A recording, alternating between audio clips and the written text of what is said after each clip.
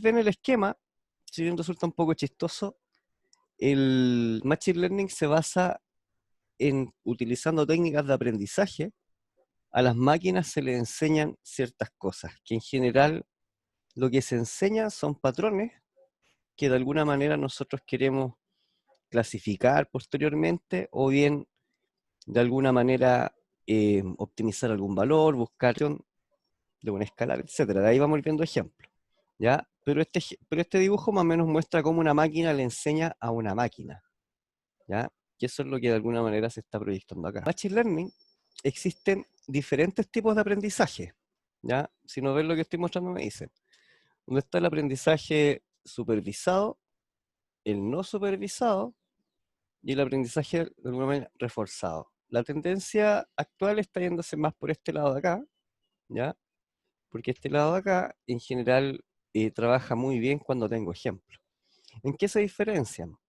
Por ejemplo, el aprendizaje supervisado, las dos soluciones que más ofrece son en el sentido de clasificar cosas o análisis de regresión, que esto se asocia a la regresión a lo que es predicción, ¿ya?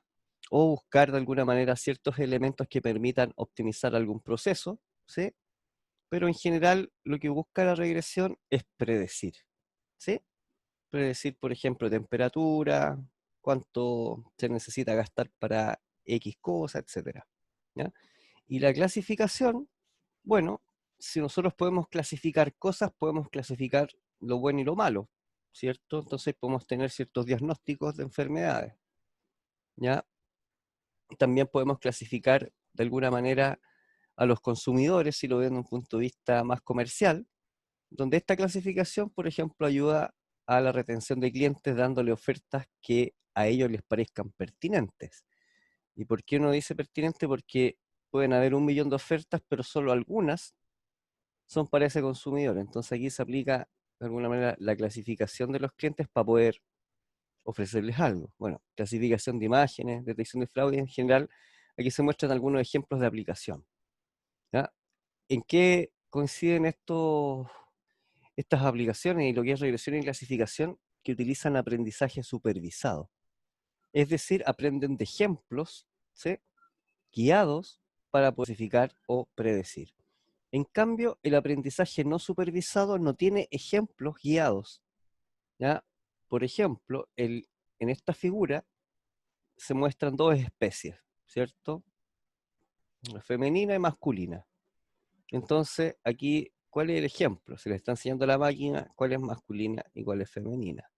Ahora, supongamos que fuéramos nosotros extraterrestres y no sabemos nada de la especie. Nosotros, solamente podríamos decir que son diferentes. Entonces, si llega uno parecido, lo podría agrupar. Pero si se fijan, ese segundo ejemplo es no supervisado porque no sé a qué pertenece previamente cada clase o cada objeto que estoy enseñando. Entonces, volviendo al aprendizaje no supervisado, la aplicación histórica para este aprendizaje es el clustering, que ustedes ya han visto algunos ejemplos, por ejemplo, la detección de tópicos, la detección de los documentos web que hemos visto en las clases anteriores, que esos no tienen target, sino que se agrupan en función de qué tanto se parecen. Entonces, por ejemplo, volviendo al caso de la retención del cliente, que acá hay una clasificación, previamente hay que segmentarlos. No sabemos en qué se diferencian, entonces ya hay una aplicación de clustering, ¿ya? Aquí esto se está enfocando más que nada como aplicaciones de comercio, ¿ya? Pero en general el clustering va mucho más allá de estas opciones que están acá, ¿ya? Y por otro lado está la reducción de dimensionalidad, que lo que busca es tratar de describir las cosas que nosotros estamos de alguna manera analizando, pero en menores dimensiones que puedan ser visualmente atractivas o visualmente comunicativas en su contenido, ¿ya? Por ejemplo, un patrón puede tener un vector de entrada de largo 100 características. Nosotros no podemos graficar 100 características. A lo más podríamos graficar en 3 dimensiones y tratar de ver cómo lo distribuyen en el espacio. Bueno, la reducción de dimensionalidad, dentro de esas cosas, la aplicación mayor es lo que es visualización de Big Data. ¿Cómo puedo visualizar millones de cosas en un gráfico tal vez de 2 dimensiones? ¿Ya? También para lo que es compresión de información, etcétera. ¿ya?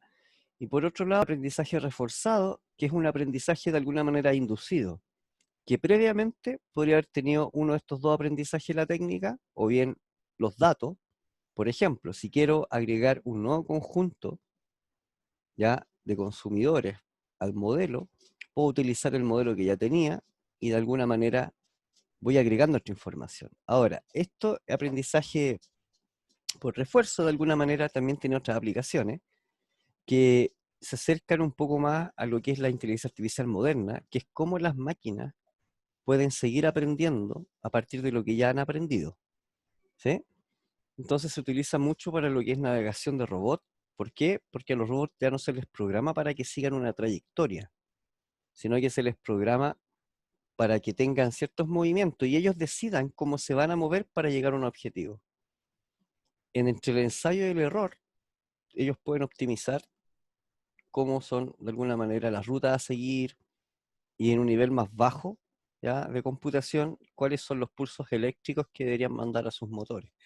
Hay formas de poder enseñarle a las máquinas a mejorar sus movimientos, por ejemplo, ¿sí? Entonces, esta parte de acá abajo es como la tendencia a futuro de que lo que apunta de alguna manera al aprendizaje. Porque esto que está acá está un poco, como has trabajado, y lo que se está buscando en la inteligencia artificial es de alguna manera dar mayor inteligencia que la que tienen en la actualidad, ¿sí? Ya. Volviendo a lo que es clasificación, aquí se muestra un ejemplo de una clasificación de verduras, ¿ya? Que es o sea, perdón, de fruta, de manzana, ¿ya? ¿La Not Mayo hace eso con inteligencia artificial? ¿Cómo? La Not Mayo. Sí, pero ellos hacen otra cosa, ellos hacen mezclas de alguna manera químicas, ¿sí?, o orgánicas, que de alguna manera encuentren combinaciones que den los sabores similares a productos que no utilizan, por ejemplo, huevo. Ya la mayonesa, generan mayonesa sin huevo, a partir de vegetales.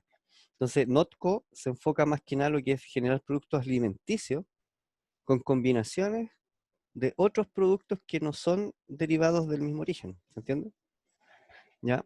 Con el objetivo de poder crear estos nuevos alimentos que tengan ciertas propiedades, etcétera. ¿Ya? Ellos no se encargan de clasificar, en definitiva, ¿ya? Entonces, ellos buscan otras combinaciones, que podría ser una mezcla, un aprendizaje no supervisado, ¿ya?, donde el target puede ser las características del sabor de la mayonesa. ¿Sí? ¿Se entiende más o menos? ¿Ya? Bueno, volviendo a lo que es la clasificación, aquí se pone un ejemplo de lo que es un clasificador. Aquí se está clasificando dos tipos, o sea, una manzana, pero en dos clases, las que les falta madurez y las que están maduras. Donde lo que aparece acá en la tabla de acá arriba es lo que se considera los datos de entrenamiento, que en este caso serían el tamaño y el color, si se fijan. Y por otro lado está lo que es el supervisor en este caso, que sería el profesor o directamente la etiquetación del patrón que entra, está el tipo de manzana. En este caso el B está siendo representado por las manzanas rojas, ¿no? Entonces, de cierta manera, este patrón que está acá se entrena y va a dar esta salida, ¿sí? Entonces, una vez que esto ya está entrenado, cuando estos sistemas empiezan a funcionar, va a operar de esta manera. Evidentemente, valores que estén próximos entre ellos es donde puede haber una confusión y pueden ser más detectados. Entonces, eso se les considera como falsos positivos, ¿sí? Entonces, lo que se busca en general cuando se trabaja con clases es encontrar un plano o una curva, ¿sí?, que las pueda separar. Acá no hay mayor problema porque hay dos clases. Pero ¿qué pasa si quiero dentro de la misma manzana ir agregando otras subclasificaciones? Tengo que encontrar o hay que encontrar lugares, o mejor dicho, funciones en la práctica hiperplanos que me logren separar esas clases.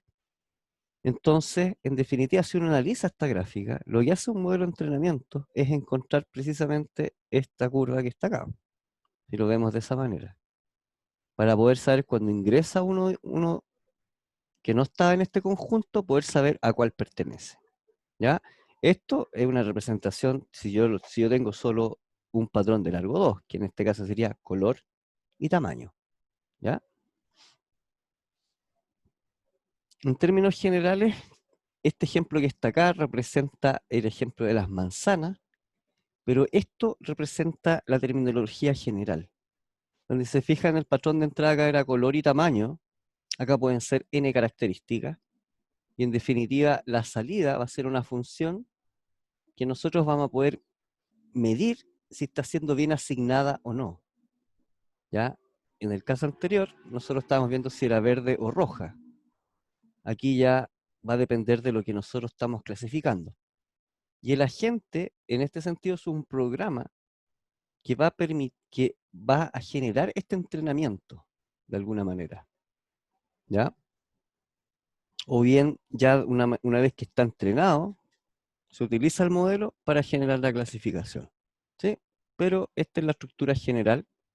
Y va a haber un patrón de entrada, va a haber un agente que va a decidir si el patrón pertenece o no, ¿sí? Y por otro lado, si esto contiene entrenamiento, va a haber un segmento que dice ya, vuelva a entrenar y corrija el error, vuelva a entrenar y corrija el error. Bueno, ese algoritmo que se llama de aprendizaje es lo que se conoce como algoritmo de aprendizaje supervisado, porque le estoy asignando una clase. Ya, hay ciertas, no reglas, pero procedimientos que son necesarios al momento de evaluar estos clasificadores. Y aquí se muestran algunos, que en general lo que hace un clasificador es una tarea que permite mapear los datos, si se fijan, realizar un mapeo. ¿Cómo está ese mapeo? Bueno, está descrito acá. Uno lo puede mapear de alguna manera en un plano o en una estructura que permita saber a cuál pertenecen. También ayuda a describir. Por otro lado, existe lo que es el agente, que es prácticamente el que va a decidir cómo va a trabajar nuestro algoritmo, ¿ya? Y después cuando ya está entrenado, va a determinar su funcionamiento. Los datos de entrenamiento, bueno, son los datos de entrada de nuestro sistema, que por lo general, si se fijan acá, dice, se basa en la experiencia. ¿Por qué? Porque alguien en algún momento clasificó estas manzanas o estas características de algún color. ¿Sí? Lo mismo pasa con las fotografías, las palabras, las personas, los estudiantes, me refiero si les ha aplicado o no aplicado, etcétera. Entonces, esos datos por lo general necesitan alguna etiqueta. Entonces aquí se comenta la experiencia en el sentido de que los puedo etiquetar o los puedo asignar. Posteriormente al entrenamiento, tiene que haber un test de los datos. Cuando se entrena con los mismos, por ejemplo, cuando se entrena con los mismos datos, muy posiblemente mis índices van a ser muy buenos. Pero ¿qué pasa si utilizo datos diferentes? Entonces aquí viene un proceso de test para evaluar qué tan bueno fue nuestro modelo y qué tan representativos son nuestros datos. Y por otro lado están las medidas de performance, ya que se asocia un poco a cómo está funcionando nuestro clasificador en el proceso de aprendizaje, si está clasificando bien, etcétera. ¿Ya? Ahora, si se fijan, esta parte de acá se relaciona con el mundo estadístico porque tenemos que medir qué tan buenos son nuestros modelos. ¿Ya? Y aquí opera lo que se conoce como minería de datos, relación que tiene de alguna manera la minería de datos con el IA, o mejor dicho, cómo la minería de datos utiliza técnicas de inteligencia artificial para resolver problemas basados en datos. Ahora, ¿qué es lo que es la minería de datos? Bueno, es una tarea que usa el Machine Learning, ¿ya? Para extraer conocimiento de los datos con los cuales son entrenados los modelos, ¿ya? Por ejemplo, aquí en la figura se muestra, bueno, alguien que está buscando alguna cierta información, pero imagínense que en este tumulto está lleno de datos, pero necesito encontrar ciertos patrones, ciertas características, etcétera, o bien quiero saber cuánto es la distribución de oro en esto que está acá, pero tengo tal vez algunas pistas, sin mover todo, puedo tomar algunas pistas que están alrededor, ¿sí? Y establecer tal vez algún método. Bueno, el Machine Learning sería el algoritmo que tomando algunos de estos datos pudiera extraer cierto conocimiento que en este caso el minero que está acá tal vez está buscando diamantes. ¿Se entiende? Un ejemplo bien general. Pero lo importante es conocer que la minería de datos se basa en el uso de Machine Learning, algoritmos de aprendizaje, ¿sí? Que necesitan navegar sobre estos datos. ¿Cuál es la base de lo que es la minería de datos? Bueno, los datos. Pero datos que de alguna manera ofrezcan cierta información, sin entrar en detalle de qué es lo que se está midiendo acá. Acá hay un listado de 16 variables, cada una determinada de manera diferente. Por ejemplo, si se fijan, acá tenemos valores enteros, 1, 2, 0, 1, etcétera. Entonces puede ser un valor binario, ¿cierto? Y acá valores continuos. Si se fijan, esto está a escalas diferentes, ¿ya? Entonces, y la minería de datos, ¿qué nos permite? Bueno, nos permite utilizar características diferentes para ir describiendo algo y las podemos mezclar. Pero tiene que pasar un proceso de que estas entradas de alguna manera están estandarizadas para nuestro modelo. Entonces viene un proceso de preprocesamiento de información donde hay que normalizar, caracterizar, etcétera, ¿ya? Pero entonces, antes de preguntarse si uno necesita utilizar minería de datos, es bueno ver si la estadística tradicional me puede resolver los problemas que estoy buscando. Porque si me los resuelvo, no es necesario aplicar Machine Learning. Además, en Machine Learning necesito muchos datos para poder hacer trabajar mis modelos, entrenarlos, etcétera. Entonces, si se dispone de pocos, bueno, ahí hay otras técnicas que aplicar. Y uno no puede solo repetir información, porque si uno la repite, sesga el modelo, ¿ya? Pero sí hay otras técnicas, por ejemplo en Deep Learning, autoencoder, etcétera, que permite generar nuevos datos, ¿ya? A partir de poquita información. Pero eso también lo vamos a ver más adelante cuando veamos Deep Learning. Entonces, siguiendo con este análisis estadístico, si se fijan, este es un patrón de largo 16, ¿ya? Y asumamos que este patrón está definido por un vector X. Entonces, este X1 y este X2 son dos sujetos diferentes que tienen estas características. Entonces, un análisis estadístico sería calcular cuál es el promedio, por ejemplo, ¿cierto? De los valores que están contenidos en una característica en particular, ¿ya? Por ejemplo, para cada variable hacerles un cálculo. En este caso aquí está, vamos a asumir de que estoy sumando todos los valores y me da un valor cualquiera. Ahora, ¿qué es lo que pasa ahí? Bueno, la información puede ser sesgada o puede que solo un elemento de los que están acá me describa mejor mi patrón. Entonces, aquí lo que viene son análisis para determinar qué tan representativos son cada uno de estos valores. Porque puede ser, si ustedes se fijan, si yo comparo estos dos sujetos, prácticamente todos estos valores cero me están diciendo que son muy parecidos, ¿cierto? Todo esto que está acá, ¿sí? Entonces aquí yo tendría que sumar, por ejemplo, ya qué tanto se parecen. Pero como tengo números más grandes, si hago una sumatoria de eso, aquí me va a causar una diferencia bastante grande, 23.100 por 8.100, a pesar que todos los otros valores podrían ser parecidos. ¿Se entiende más o menos lo que digo? No se puede ocupar cualquier medida, hay que analizar los datos. Y una forma de analizarlo es ver qué tan correlacionados están. Y una forma de hacerlo es utilizando, por ejemplo, fórmulas tradicionales como desviación estándar, que después, si uno aplica esa desviación estándar, uno puede calcular lo que es la matriz de correlación, ¿ya? Que si se fijan, estos son cálculos estadísticos que lo que me está diciendo, ¿cuál es la correlación entre la variable A, B, C, D con la A, B, C, D? Evidentemente la correlación entre las mismas es la misma. Por eso la diagonal vale 1, porque estoy comparando con sí mismo. Pero mientras si comparo con otra, me va a decir otras cosas. Ahora, ¿con qué variable uno se debería quedar?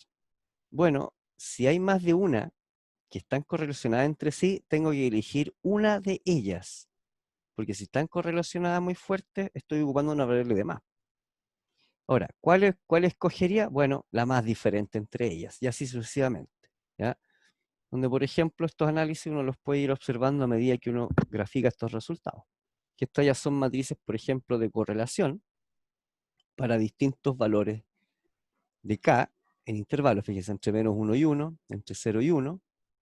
Entonces, esta segunda imagen, uno logra saber ya, evidentemente la alta correlación está en la diagonal.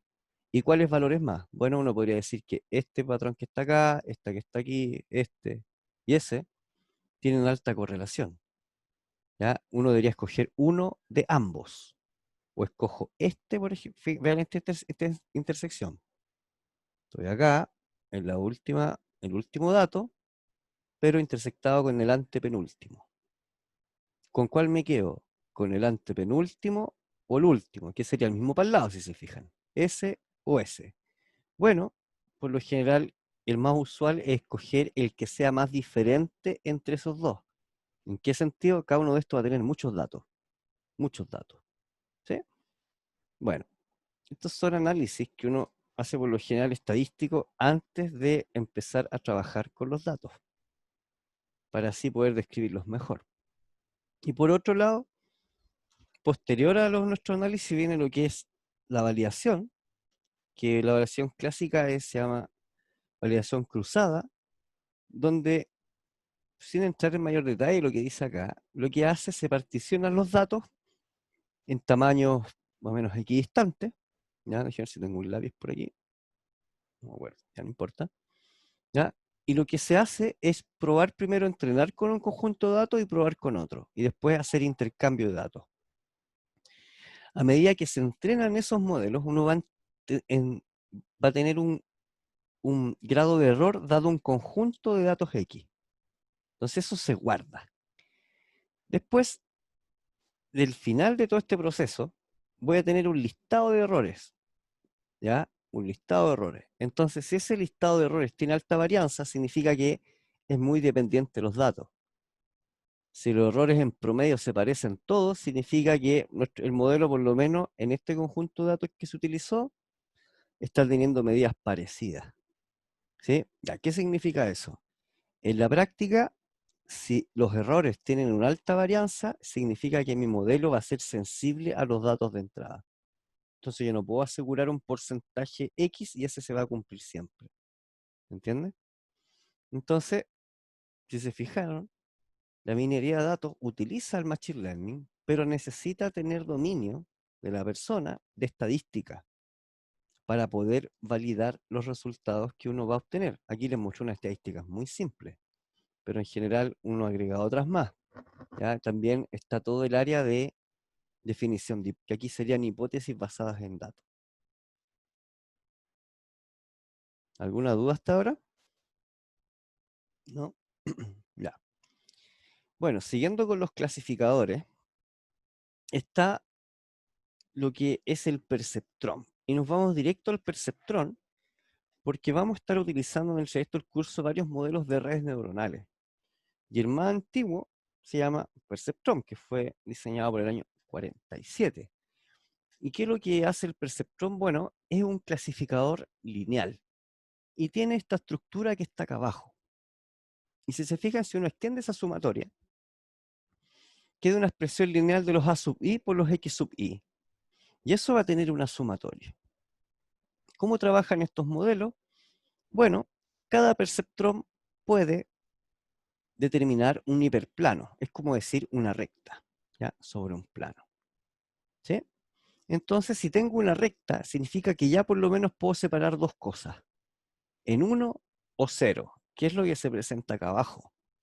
Entonces, ¿qué es lo que está diciendo la salida del perceptrón? Va a ser 1 si el W, ¿ya? Dado un X, en que su sumatoria sea mayor que 0, va a ser igual a 1. Es decir, cuando esto supere un valor mayor a 0, en este caso va a ser 1, si no va a ser 0.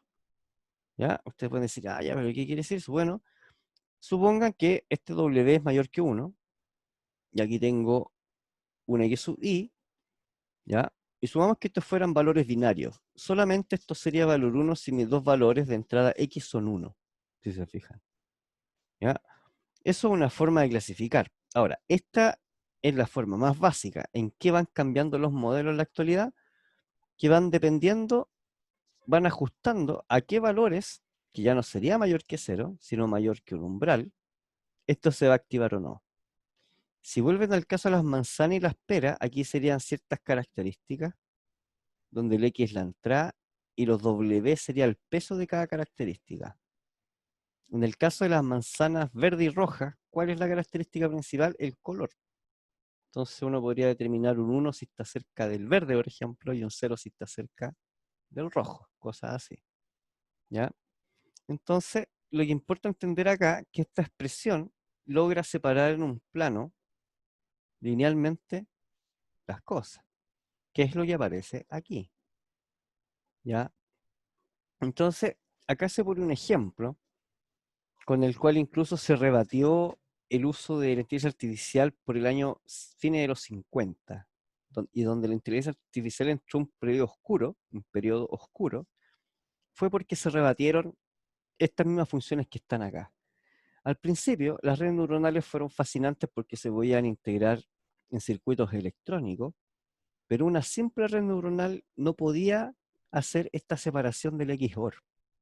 ¿Ya? Si ustedes se fijan, por ejemplo, el AND, ¿cierto? Va a ser cuando los dos presenten valores 1, y es donde está el punto verde. ¿Se entiende el AND, cierto? ¿Te recuerdan 0 con 0, 0, 0 con 1, 0, 1 con 0, 0, 1 con 1, 1, operación lógica. El OR sería todos estos que están, todos los que tienen valor 1, S, S y S. El XOR, ya, es cuando son diferentes, es decir, cuando se presenta 0 con 1 o 1 con 0. ¿Se entiende?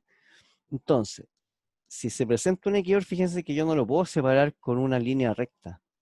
Necesito otra función que me la logren separar los dos. ¿Se entiende? Entonces, bueno, para mejorar ese desarrollo, unos años después, décadas después, aparecieron lo que son los perceptrones multicapa, que eran combinaciones de estas redes, ¿sí? Y que es más o menos los ejemplos que empiezan a aparecer más acá. Voy a adelantar, ¿ya? Este es, por ejemplo, un perceptrón multicapa.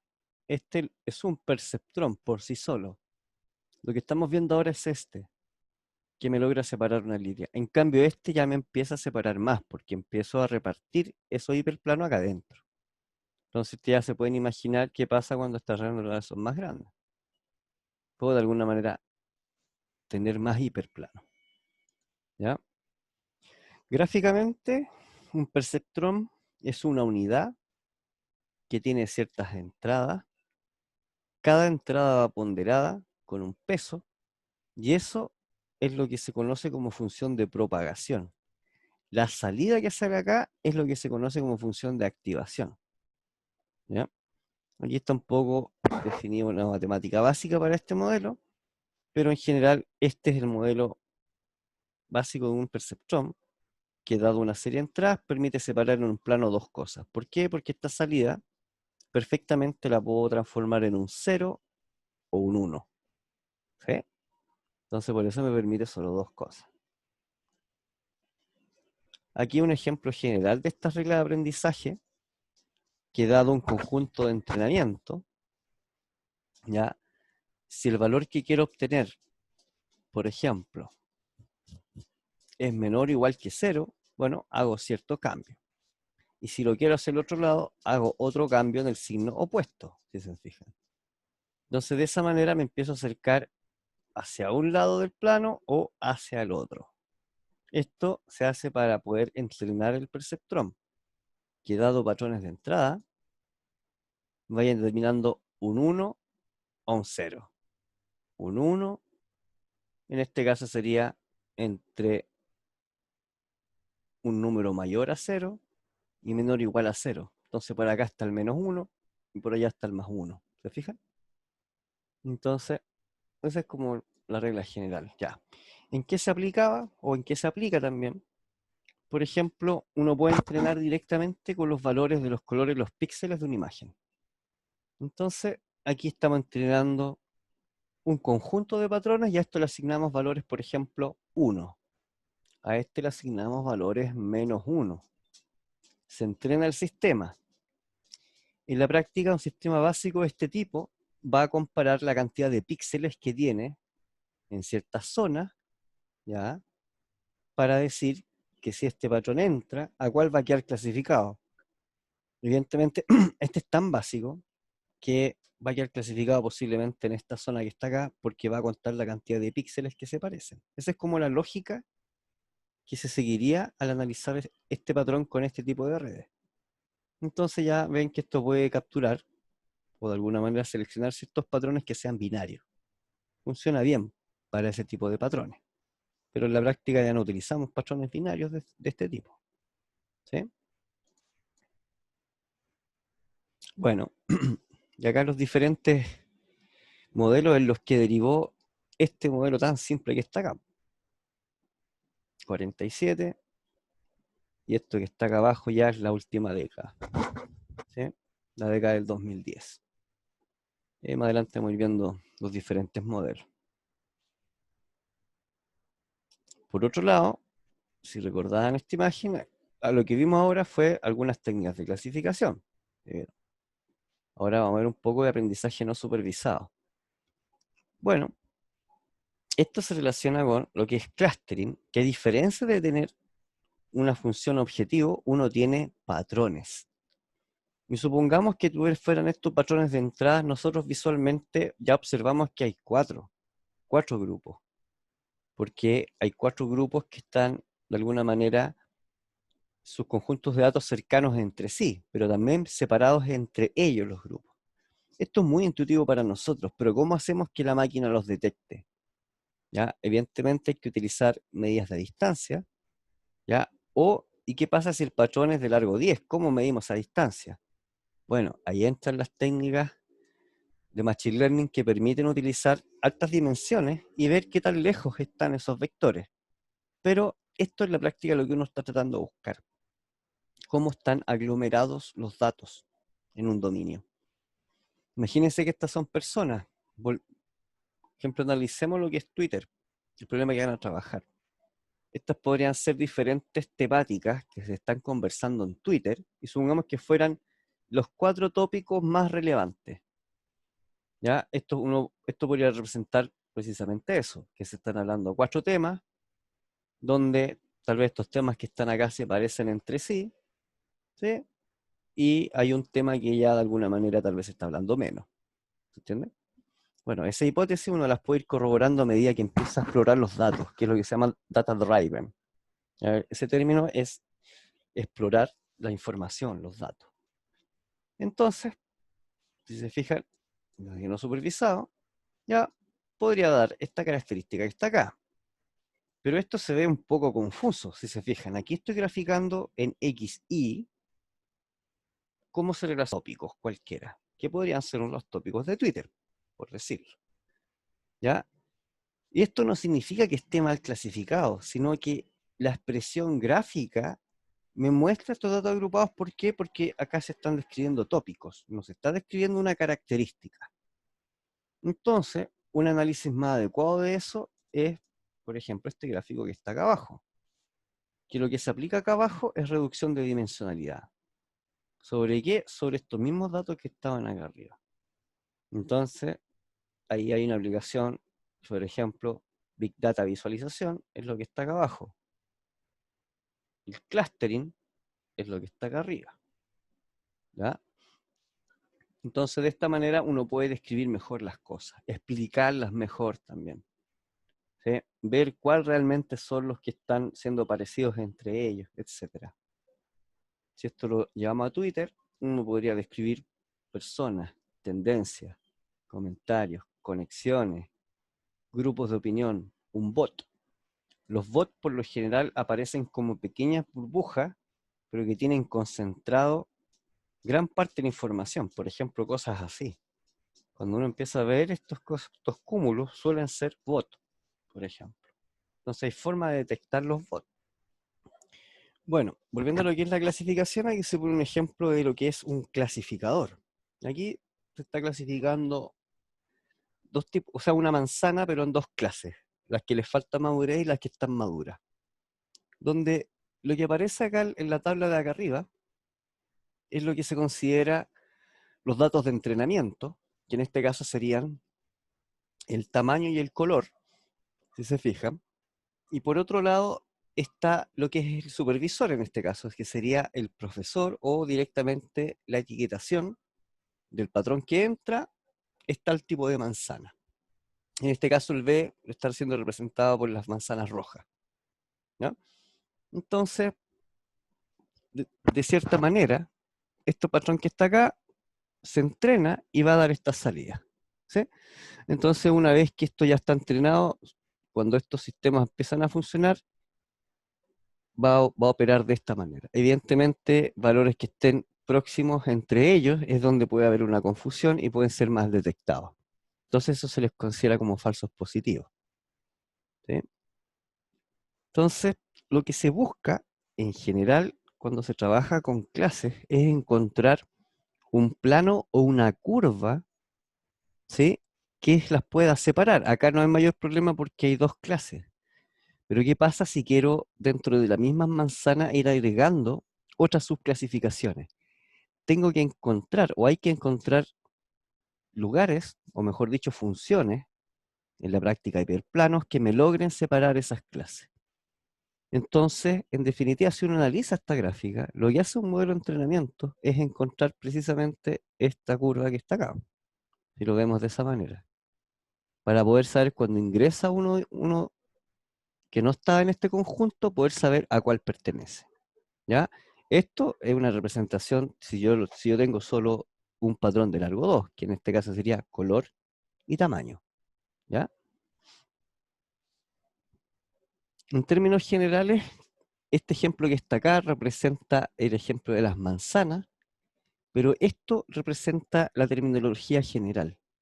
Donde se fijan el patrón de entrada acá era color y tamaño, acá pueden ser n características, y en definitiva la salida va a ser una función que nosotros vamos a poder medir si está siendo bien asignada o no. ¿Ya? En el caso anterior, nosotros estábamos viendo si era verde o roja. Aquí ya va a depender de lo que nosotros estamos clasificando. Y el agente, en este sentido, es un programa que va a generar este entrenamiento, de alguna manera. ¿Ya? O bien, ya una vez que está entrenado, se utiliza el modelo para generar la clasificación, ¿sí? Pero esta es la estructura general.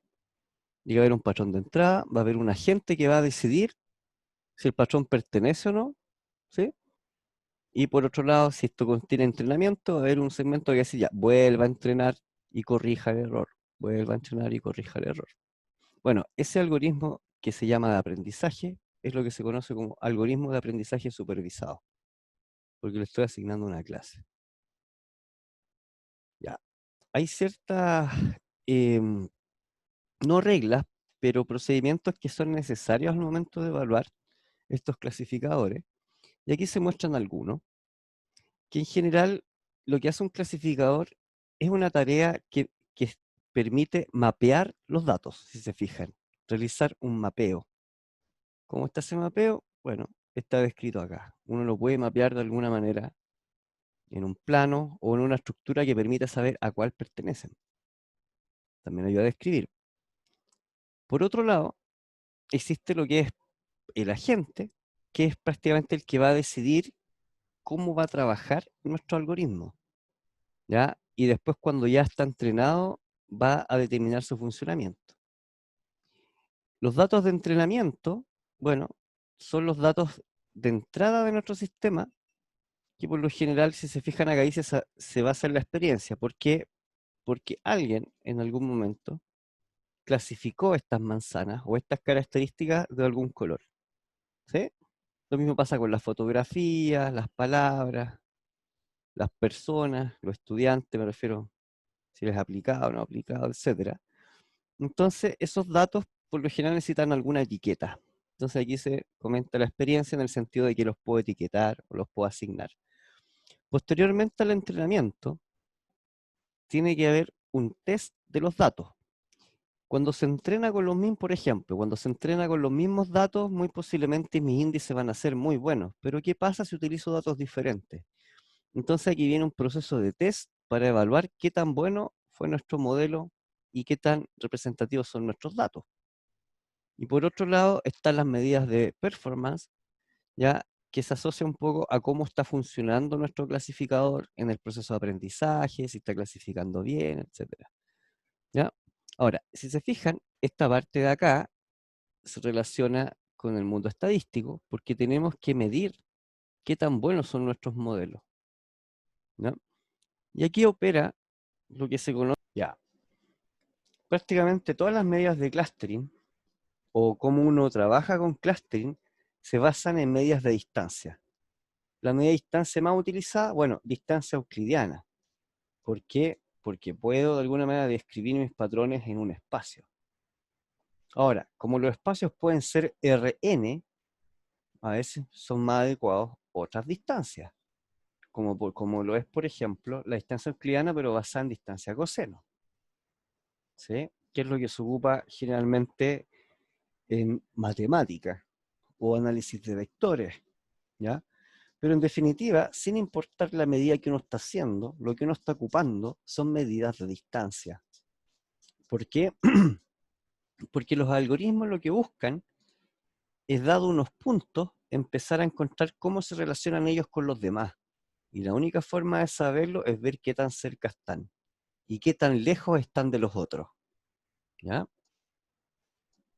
Entonces, siguiendo con estas medidas, aparece un algoritmo que es el clásico K-medias, ¿ya? Que es uno de los primeros algoritmos para lo que es aprendizaje no supervisado. ¿Y cómo funciona de forma general? Bueno, se inicializan ciertos clústeres. Voy a colocar esta imagen de acá al lado. Si no la ven bien me dicen. Estos están con todas las numeraciones para que los puedan ver del libro. Es dado un conjunto inicial de clustering, que pueden ser dados al azar, y aquí se representa con los círculos. ¿Ya? Aquí está haciendo con dos clustering. Eso es un azar. ¿Ya? Lo que va a hacer el algoritmo va a calcular las distancias que tiene con todos sus vecinos. ¿Sí? Y a partir de esas distancias que tiene con todos sus vecinos, va a moverse en una dirección hacia donde apuntan el promedio, por ejemplo, de esas posiciones. Entonces, si se fijan, en la iteración 1, este se movió hacia allá, acá, y este se movió hacia acá, ¿ya? Acá el K-medias, ¿por qué se llama K-medias? Porque uno le ingresa el valor de K. K-medias no detecta por sí solo la cantidad de clustering, esa es una desventaja, ¿ya? Que uno tiene que heurísticamente ir asignando cantidad de clustering. Hay otras técnicas que permiten saber cuál es el K adecuado. Pero esto que está aquí, si ustedes se fijan, lo que hace es inicializa aleatoriamente la partida y se va a empezar a repetir un ciclo hasta que se cumpla un criterio en el cual ya no se mueven más estos valores que están acá. Bueno, estos círculos es lo que se conoce como centroides, ¿ya? Que en otras palabras van a describir a futuro, cuando el algoritmo termine, cuál es el centro geométrico que agrupa los datos. ¿Ya? Si se fijan, este está prácticamente conectado si uno calculara el promedio de estos valores, en X va a estar muy cerca de ese valor, si no es que es el mismo.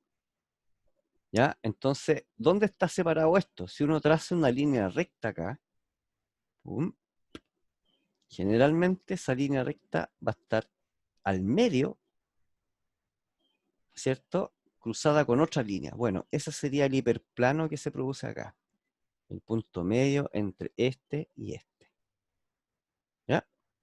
Entonces el algoritmo visualmente, ¿qué es lo que hace? Bueno, va a empezar a navegar, entonces a empezar a mover hacia donde llega un punto en que no se mueva más porque la dirección de movimiento ya paró, ya está en el centro geométrico de los puntos. ¿Sí? Bueno, en general, casi todos los algoritmos que trabajan con clustering utilizan ese criterio. La diferencia está cómo se van moviendo por el espacio y cómo evalúan de alguna manera la eficacia de estos clasificadores, ¿no? Otra búsqueda, o sea, bastante utilizada en el sentido porque devuelve información gráfica muy rápida, es la búsqueda jerárquica de clustering. ¿Y qué es lo que es la búsqueda jerárquica? Bueno, constantemente compara dos clústeres y establece una distancia. Y va almacenando las distancias mínimas que encontró entre dos elementos. Entonces, aquí lo que está diciendo, se inicializan diferentes clústeres. Recuerden, esto es aleatorio porque no sé dónde están, ¿ya? Pero que en este caso puede ser cualquiera de los puntos de entrada, ¿ya? Se toma como que un clúster y un punto de entrada. Entonces, se toman dos clustering, ahí se empieza a recorrer toda esta matriz de I, J, y se establecen las distancias. Y después ordeno esas distancias de alguna manera en función de qué tan cerca están. Entonces aquí hay dos medidas, que es la mínima distancia y la máxima. Evidentemente, la máxima distancia me va a decir, por ejemplo, va a estar acá un clúster y acá va a estar ese otro, porque están a máxima distancia. En cambio, los chicos van a estar muy juntitos. ¿En qué se traduce ese algoritmo en definitiva? Bueno, es un árbol jerárquico, donde acá están los patrones y estos son todos los clústeres que se generaron. Entonces, si uno hace el corte acá arriba, por ejemplo, ya tengo identificado dos clústeres principales. Todo este que está acá, más todo este que está acá. Y así sucesivamente. Permite analizar después los clústeres más rápido. ¿Ya? Por ejemplo, teniendo esa información, uno puede empezar a generar otros grupos, que acá se expresa un poco, dado unas dimensiones, y unos ciertos más o menos rango de threshold, me van cambiando los grupos. Al principio, si la distancia mínima quiero que sea tal valor, se producen todos estos clustering. Si la distancia empezó a aumentar, evidentemente van a aparecer menos clustering porque más objetos aparecen juntos, ¿cierto? Y así sucesivamente. ¿Ya? Entonces, también esto sirve, por ejemplo, ruteo, ¿ya? Para ver de alguna manera qué ruta seguir, aunque no es un problema de optimización, se puede aplicar para ciertas cosas.